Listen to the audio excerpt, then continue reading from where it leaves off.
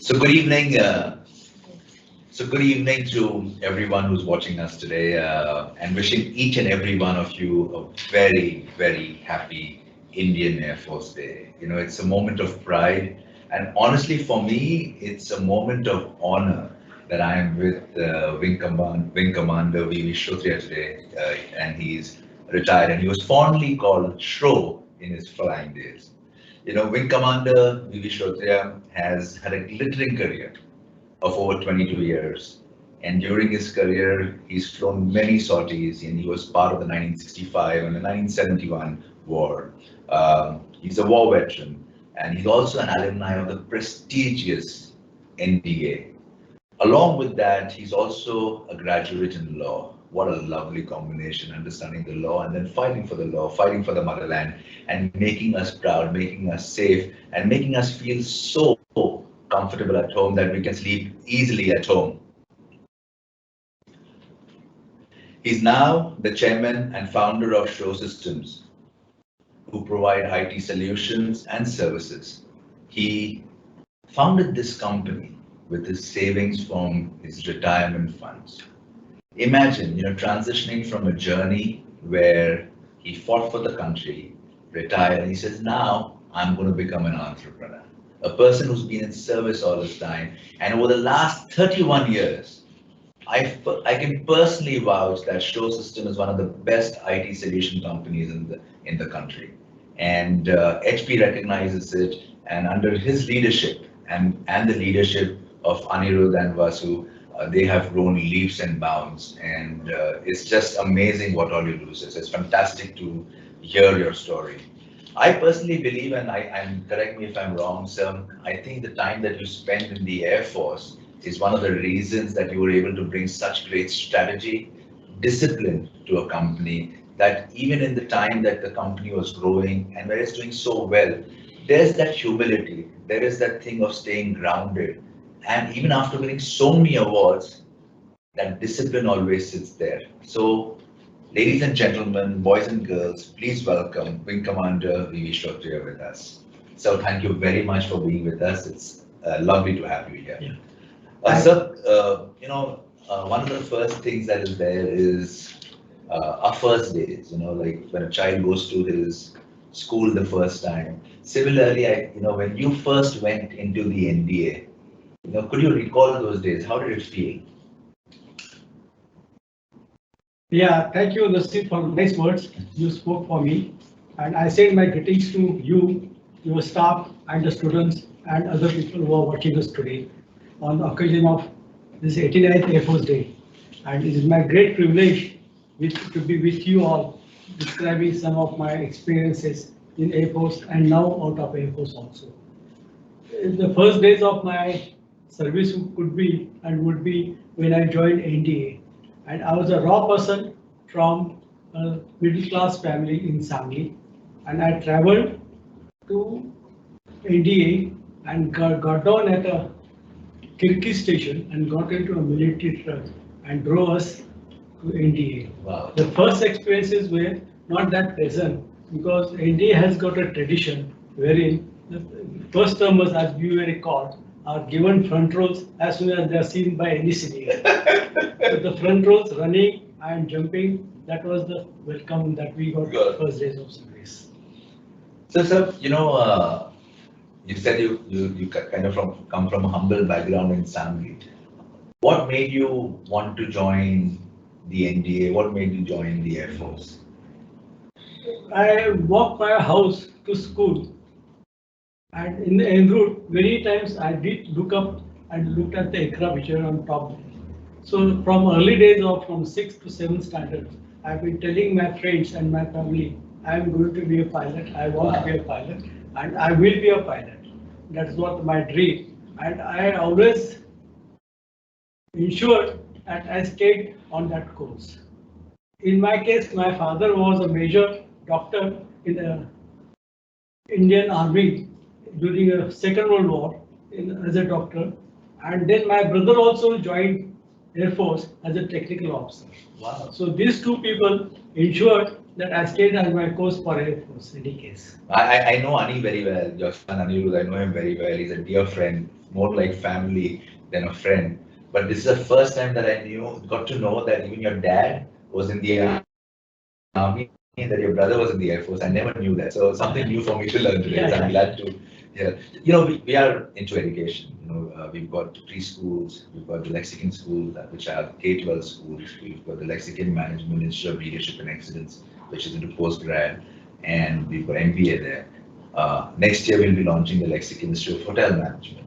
So somehow, educators and teachers, they become an integral part of our life. So from your experience, from your perspective, is there any instructor or teacher that you remember fondly who's influenced your life? To tell you frankly, the instructors I remember are from my flying branch who taught me flying. We had one Wing Commander Karnik. Today he is in Pune, and I owe my first lessons in my flying career to Wing Commander Suresh Karnik. He himself is a Veer Chakra holder. Wow. And a very well accomplished person himself. Another teacher of mine was Air Marshal, now Air Marshal, that time Flight Lieutenant Karyappa. He is son of our General Karyappa, and very well he ensured that I stayed and I learned my flying very well that way. We are also, my instructor was one flying officer, Kullar, who taught me flying at Howard Stage in Jodhpur that way. Wow. So Wing Commander Karnik, Air Marshal Karyappa, and Mr. Kullar's designation was? Flying Officer Kullar. Flying Officer Kullar, thank you very much. And Sir sends his greetings to you on this day, remembering you for everything that you taught him, helping him reach where he is today. Air Force back then, and today I think must have evolved, changed, the aircrafts that you flew, the technology that you had, and today it will be much different. Is there anything that you've seen as a major change other than technology that has come into the Air Force? See, I left Air Force now 33 years back. So Air Force and the people who are manning this Air Force have changed themselves tremendously. The technology has changed, people have changed, people's approach has changed, and it is for the betterment of the country and the service as such. We have modern aircraft now coming in, like we have a C-130 Hercules, we have a mid-air refueling, we have a Jaguars, we have now Rafale aircraft.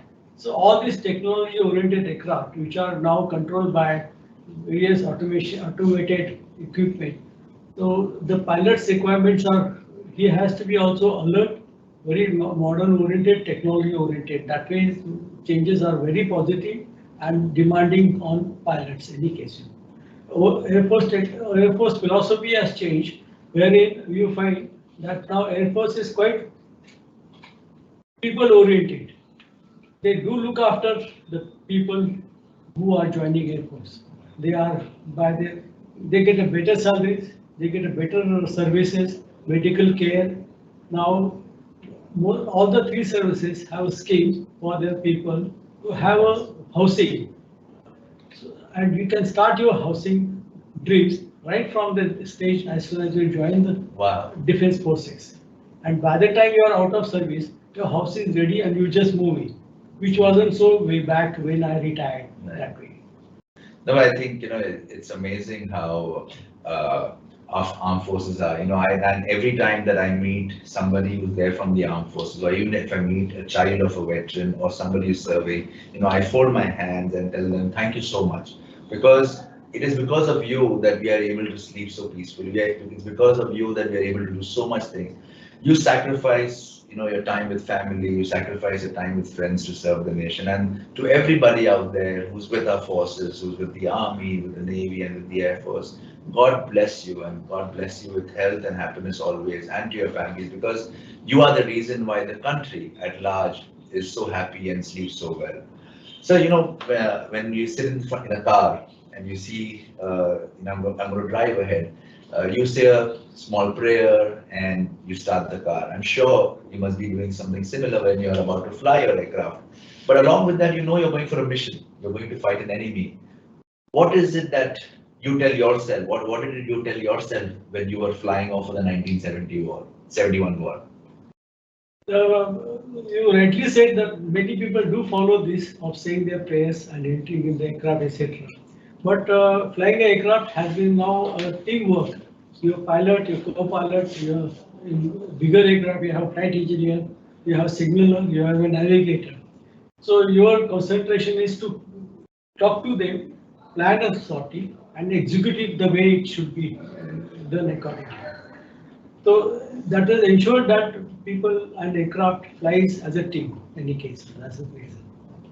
So, when you mentioned flight engineer. So when I was young, I actually studied to be a flight engineer. So I did my aircraft maintenance engineering before moving into hotels. And just the joy of being there was phenomenal. But somehow I wanted to be more with people and more in hotels. That's why I transitioned careers. Uh, how different is it once you're in the air and you know that the enemy is looking out for you? What goes on in your mind? So the experiences were quite simple in 1971 war. That's the only time where we flew over the enemy country, mainly because of thanks to the Air Force, because we had a total air superiority over Bangladesh. Right. That time East Pakistan. What it means is that the East Pakistan Air Force, Pakistan Air Force was just not able to get airborne and intercept any of our Indian aircraft.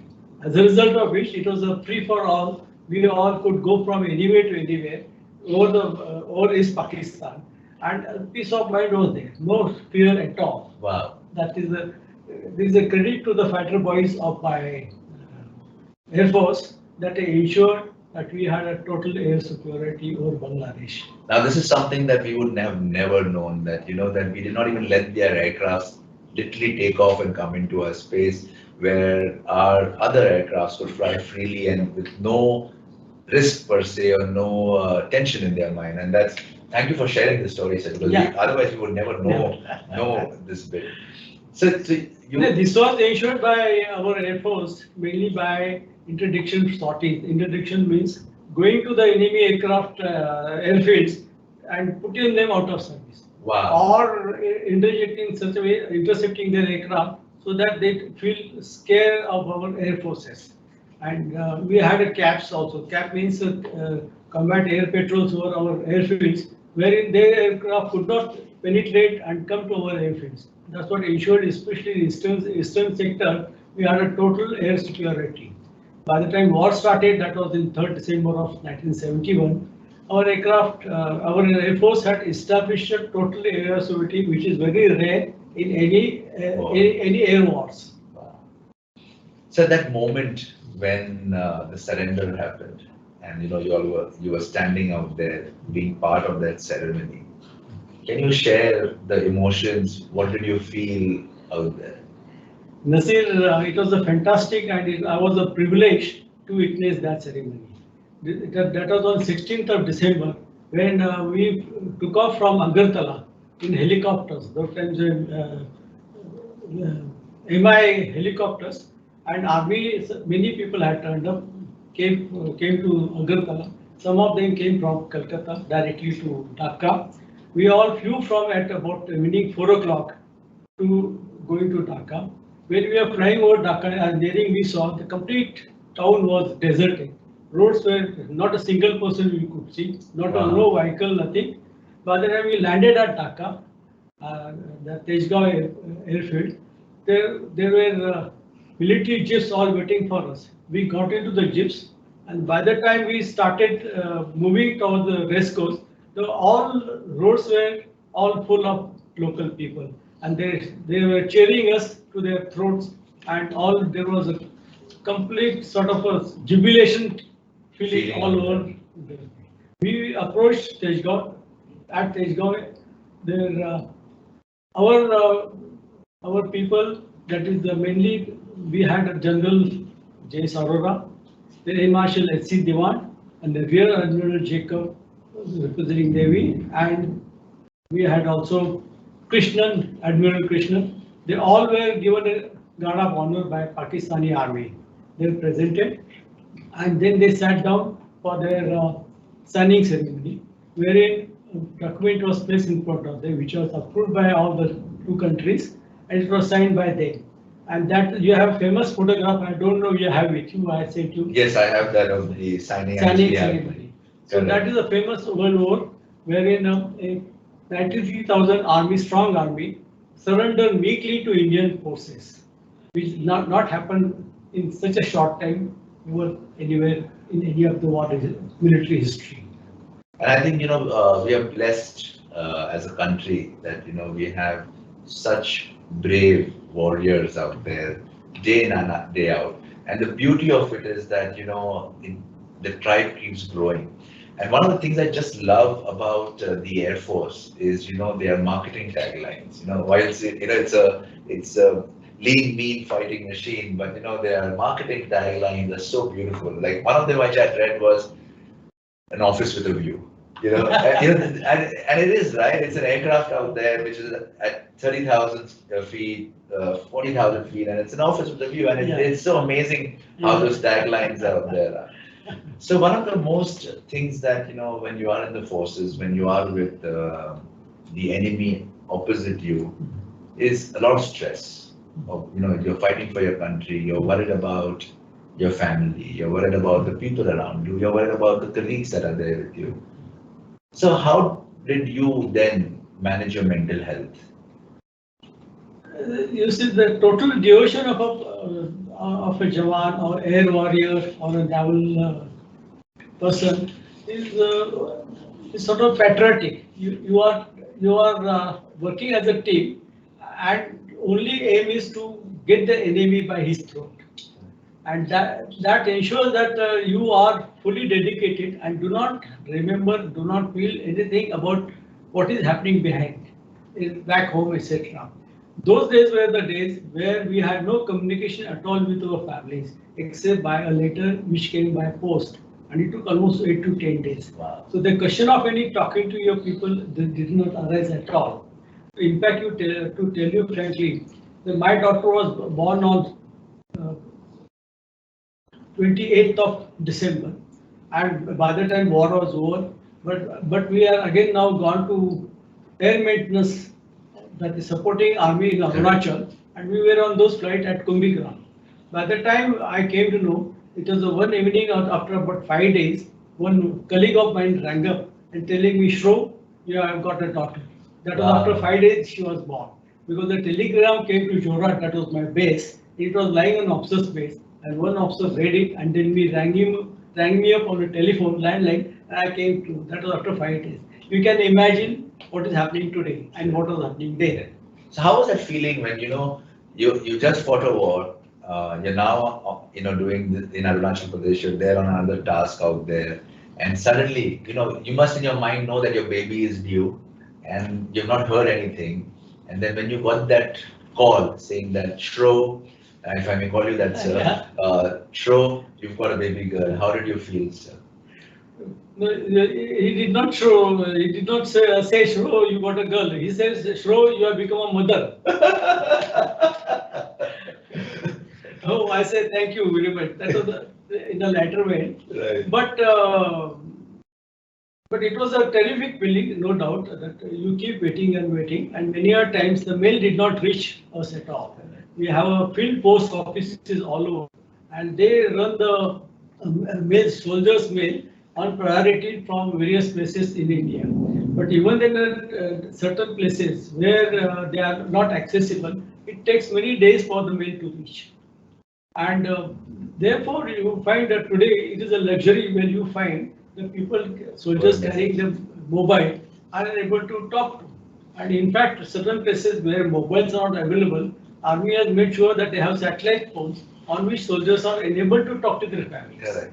Which is very encouraging, and you find that people like that, because a word from your families is fantastic that way.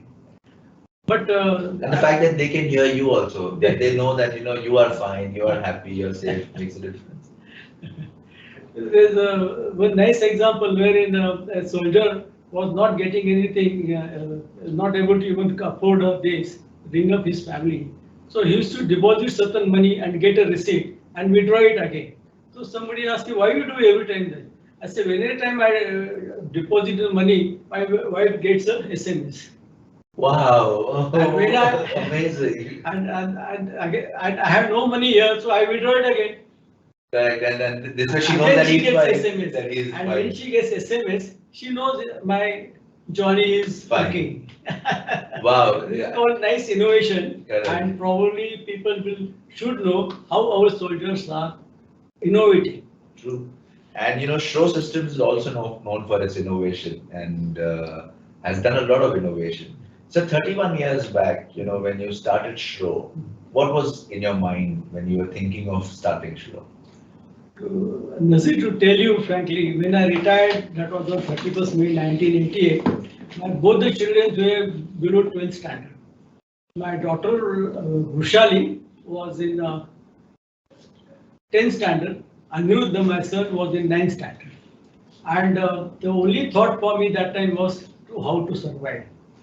And but during the period when I was planning to retire from the Air Force and settling down this, I had in my mind that I will not like to take another job. Right. That was mainly because you live only once, you live only once. So why not try something different than I was a pilot. I didn't want it to continue as a pilot, but try something else. I have done a job now. Why not let me see whether I can survive as a single person and innovating that way. So that's how I start about it. But when I started this business, it was just one advertisement which came in papers where they advertised for computers in Megaware company. And me and my nephew we went to Mumbai and paid our money for that without even any thought. I said, let me buy this computer, let me start something. After I purchased the computers, and thereafter we started the story. Wow. It was just I had no IT training at all in the Air Force. In those days, there was no IT at all in the Air Forces. I had no background of my business because my family was not from business at all. But it was just feeling, let me try myself. That's how I started. And it was just on a very small scale. Started by depositing my pension money into the bank and taking loan against that. I had overdraft of about 75,000 rupees against say 2 lakh rupees, and that's how I started my business. So you can imagine, and as the thing grew, I kept learning myself about the computers. In fact, I hired the people who themselves were the expert, and from then I learned myself. PC, XT, and 386 I could manage. Nice. Despite not being an expert, I could manage. But after that, the things started moving. When the superior models, superior technology came, there's a time, luckily Aniruddha, having completed his BE, joined me in the business. So did Anirudh join on his own, or you have to convince him? How did it go? I would love to hear that. He's your golfing friend, and he must have been telling his stories. But even then, let me tell you, at no stage I forced him to join this business. In fact, after having completed his BE, he gave all his exams for USA, that is GRE and TOEFL and whatnot. And he's passed in that. And I was expecting him to go to this place or that place. But one day he came to me and he said that I want to join your business. I say, yes, why don't you join? He says, first I will go to America, USA, do my graduation there, post-graduation, and I will get some experience and come back. I said, that means you are going to take another 5 years.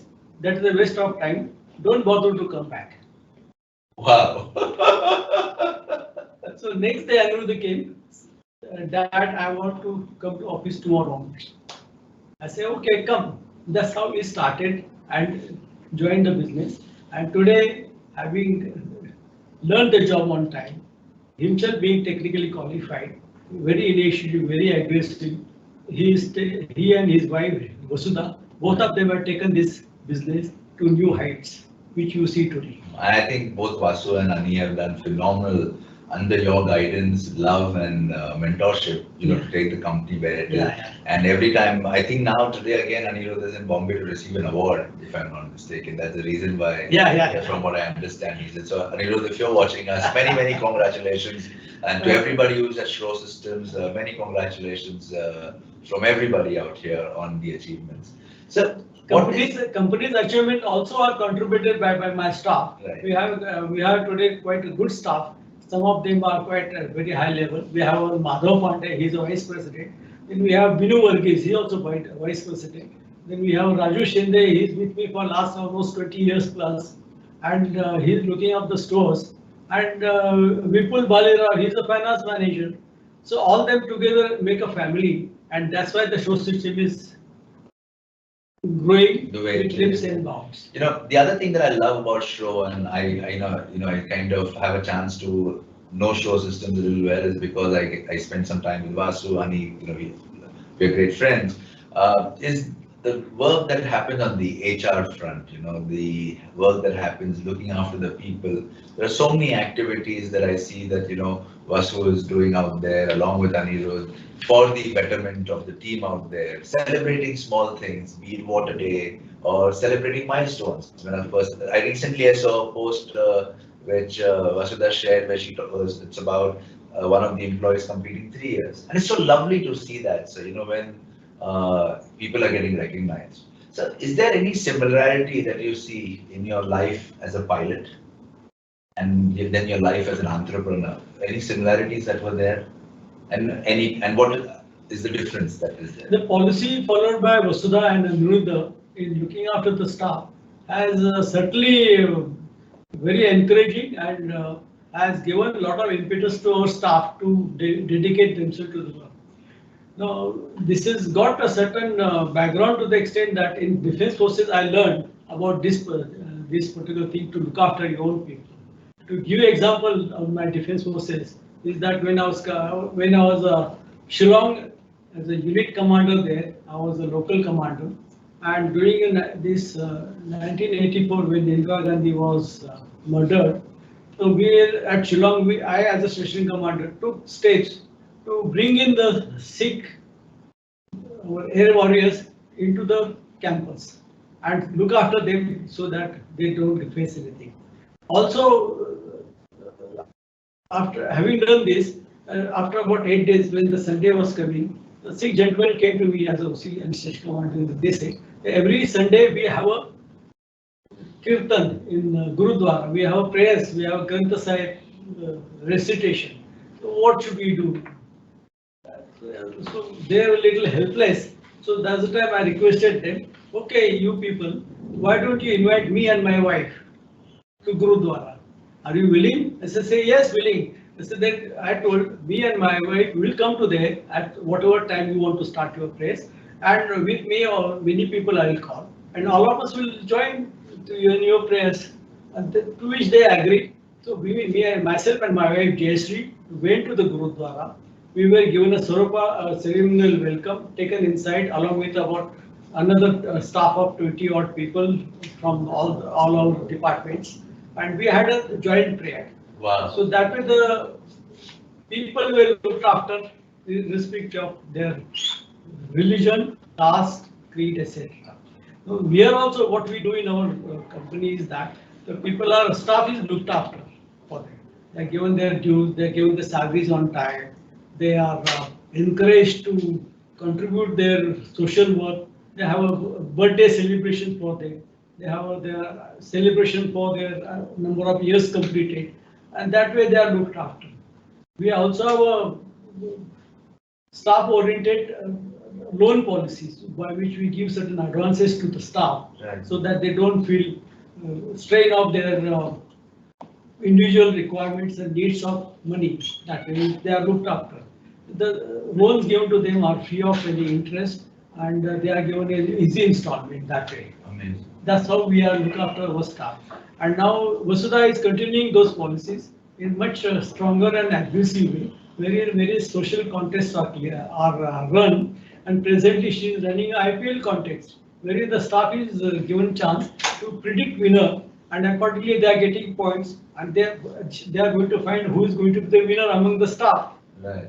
Very good. People are interested and they join in the scheme. And that's the beauty, sir. That's the beauty. And I think the other thing that is so beautiful about our country is the oneness, irrespective of caste, creed, religion, there's this love that is there, and there's this acceptance of each other. And I think our armed forces are the best example of that. So can you share with me some memorable experience that you had while you were in the Air Force? Yeah, there are memorable experience to the extent. As a station commander at Shillong, I used to call the village heads. They are called Gaon Bada, and they wore always a red jacket on them, and that's how they are recognized. And for a meeting periodically, and inquire about them, will give them some refreshment, cup of coffee, tea, and encourage them to maintain a liaison with them. So one fine evening, I got a call. Afternoon, I got a call from my Air Force police that a child, about 4-year-old, was lost, and they are not finding, and the family is in distress. So we were running from helter and skelter to find where the child is, how to find the child. There was a lot of uneasiness among the airmen as to what to do and how to do, and they were not doing what we are doing. But fortunately, what happened, that having had a relationship with the Gaon Badas, Right. one of the Gaon Bada brought the child to our unit. Wow. And the child was handed over to us. So we had a very good surprise from Gaon Bada. We rewarded him, we awarded him, and we thanked him profusely. Felt good experience that way. It was very nice. So before I ask you to give a message to the students, are there any questions, Ketki, that we have from the audience that you would like us to answer? Is there anything that sits out there? So, if there are any questions or anything that you would like to ask Wing Commander Shrotriya out here, please put it in the chat. So, we can reach out to you today with an answer if it comes us in time. Otherwise, we'll respond to you via a direct message. When we are, so what aircraft you used to fly, sir? I flew the training stage. I flew Howards. Then also I got my flying wings. That is here. They called flying wings, which you Right. earn for your lifetime on Dakotas. Thereafter, I flew Otter, which is the single engine aircraft. Way back, no more. Then I flew Dakotas, DC-3 as they call it. Right. Then after that, I flew Devons also, and then I flew Super Constellation. Super Constellation was in service of Air India. It is a 4-engine piston aircraft, Right. and it was on international route. This aircraft we used to use in Air Force for maritime role. In that we used to go over the seas and scan the sea surfaces for enemy aircraft or whatever the enemy ships, and identify them and report to Navy for their action. These are the aircraft which I flew. So while But flying was not the only thing in Air Force. I would say there is a lot of sports and adventure. okay. This is, in fact, I always played right from beginning Air Force joining. Squash was very popular for me. I love playing squash, sir. Is it? Yeah, I love playing squash. This game is not seen much outside civil, Right. but defense forces, this game is quite popular. And every evening we used to play squash. Then I started playing golf. And golf was a fantastic game now, which has been, both have been picked by son Aniruddha. I also enjoyed trekking. Okay. I had done a lot of trekking in defense forces, that is in Air Force, especially when I was in Shillong. So I did a trek in Northeast. Presently, if you talk to anybody, most of them will tell you they did a trek in Himachal Right. or Uttaranchal and Nainital and all that area. But my experiences were in Arunachal. I did a trek from Mechuka to Tutin. I did a Sikkim trek, which is a high altitude, and I also did a Bhutan trek. Nice. Bhutan trek. The Bhutan trek was very high level trek, and it went along the very high peaks, Peaks and and we not crossed the Jamul Hari peak. And the notable thing in this case was that 2 days before we were about to finish our trek, I was stuck with one Air Force officer called Wing Commander VP Singh, who was suffering and not well and was lagging behind. Wow. So I accompanied him, and by the time he was so slow, by the time we reached somewhere near halfway, it got dark, and still we were trying to carry on along the path, and we were stopped by a water body, and it was so dark we couldn't proceed any further. That was at 12,000 feet, night, and we spent night to go, two of us at that height for a whole night and could not do anything at all. Luckily for us, that night was a cloudy night, Right. slight drizzle, and it did not get that cold, Cold. which could have been quite a fatal for us. Right. Next day morning, by the time it was 4 o'clock, being northeast, it is quite bright by then. The opposite side, a reverse searching party came shouting for us. Oh. Shouting for us. And that was a real relieving, and that was the end of our problems. We joined them and came back. Unfortunately, this officer, after having completed trek, got admitted to military hospital, was found with damaged kidneys. His kidneys were replaced. Unfortunately, after 6 months, he died. So we have such experiences also of adventure, sadness, companionship, etc. in defense forces. That's the beauty of defense forces and Air Force also. So how do you handle loss? When you've got a colleague or something and you lose somebody, what is the, how do you, I don't even know how to ask you this question, but how does it, what is the feeling at that moment, if I may ask? So a soldier really faces a lot of situation where your colleague, you lose him without even any inkling.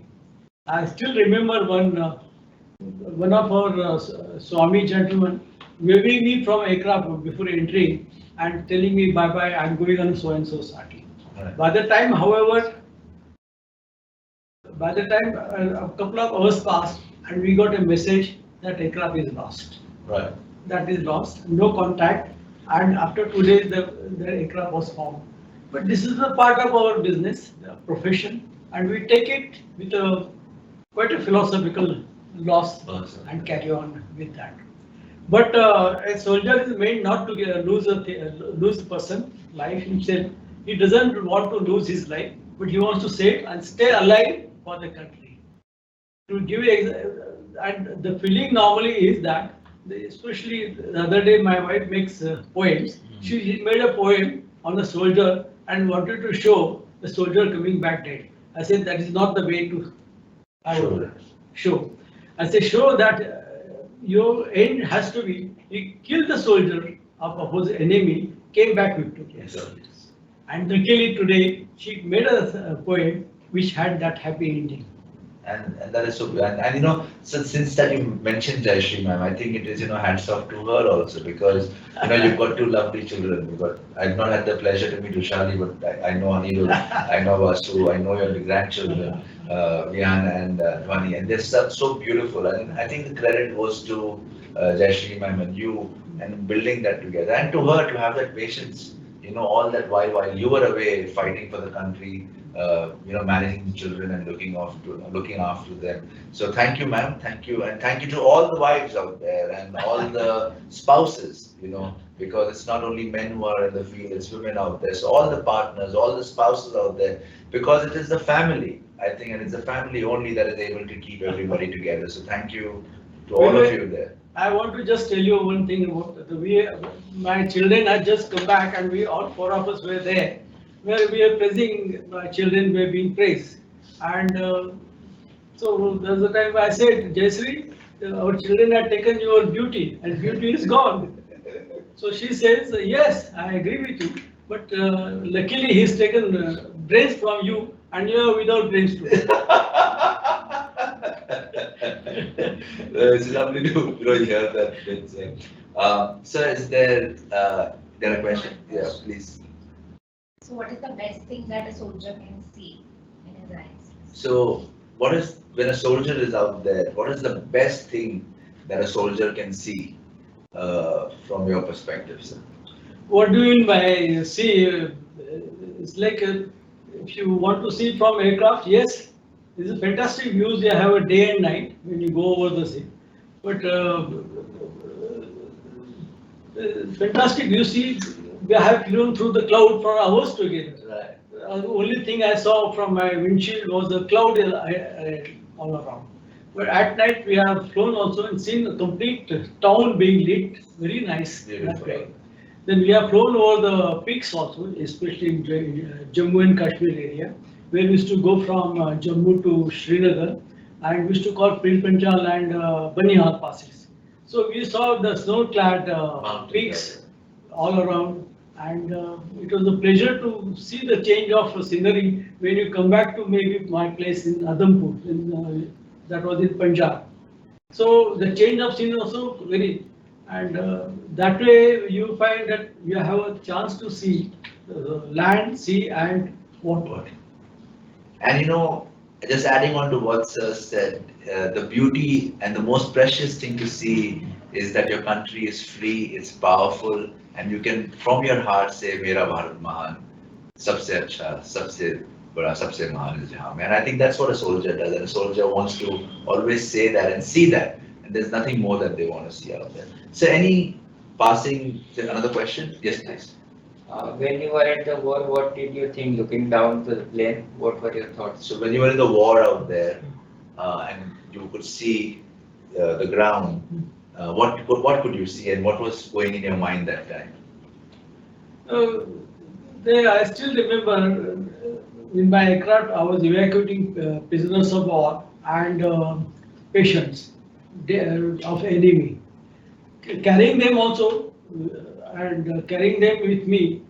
I had a feeling of concern as well as hatred for them. And what took on me was more of a concern than hatred. Right. Having seen the soldiers, because the soldier who is hurt and who is immobilized is treated with courtesy due to him, because he fought for his country and not for individual wants and needs. Correct, I guess. So your feeling for a hurt soldier is certainly, and any country that way is quite not. I would not say it is hatred or something like that. You're in a professional fight. Professional fight, and you. To give example now, after having defeated Pakistan army in Bangladesh, 93,000 soldiers were brought to India, treated them with a concern, with a care, and they were really looked after by our Indian army and all these people. And one example I can give you about this is that especially in Dhaka, when we surrendered, the Indian commander, local commander says that the Pakistani JCO brought few jawans to clean his house. And when he came to his house and he says, after having completed the job, the commander offered them a cup of tea and asked him to sit down somewhere. So that gentleman was just not ready to sit. The JCO of Pakistan army. He saw, "Main kaise baitu, main kaise baitu." So he made him sit and gave a cup of tea. So that JCO told him, "Saab, आप जैसा हमारा अफसर होता तो हम ये युद्ध नहीं हारते." That's why. So the concern shown by Indian leaders is that they look after our people, and that's the most important thing, sir. And that's the beautiful lesson in life. You look after your people, and the people will look after your business, and whatever that business may be, they will look after it out there. We good with the question, sir? Before we say bye-bye to the audience and to the students and everybody that is out there, is there any message that you would like to give the audience? Yeah. I would like to say greetings to you all on this Air Force Day and tell you that Air Force is a fantastic service that all of you can concern as a career for your future. And now it is open for girls also so girls also can join. And and for even for girls, all branches are open now. Right. That is from drone branches to technical branches to flying branches. So it is a good now opportunity for both gentlemen and ladies. I also like to tell, in case some ladies don't want to join services, they don't want to join any Air Force, then there's another advice for you to do marry an Air Force officer. They make good husbands, they will look after you, they will make you happy, and you have no worries at all.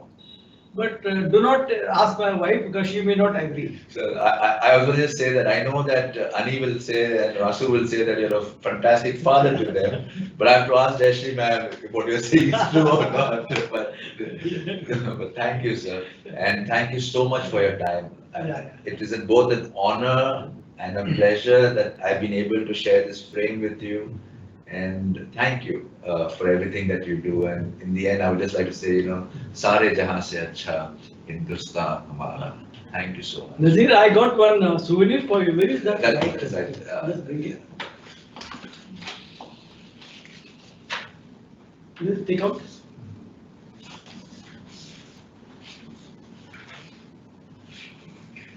Marching ahead, Wow. National Defense Academy. Beautiful. Thank you so much, sir. Thank you so very much. This will be inspiring for your students and for and me, staff sir. also maybe. Thank you so much. Thank Very you. informative, and you like to, and can keep you in your I will, sir. institutes. But I believe you have a lot of institute, but I got only one copy. No, sir, but I will, this is enough. I will share with everybody. Yeah. We're in a digital world, so I will Yeah. ensure it reaches to everybody. Yeah, now, yeah. sir. Thank you. Thank you so much. And thank you so much to the audience for being part of it and listening to Sir out here. Thank you very much and God bless. Thank you.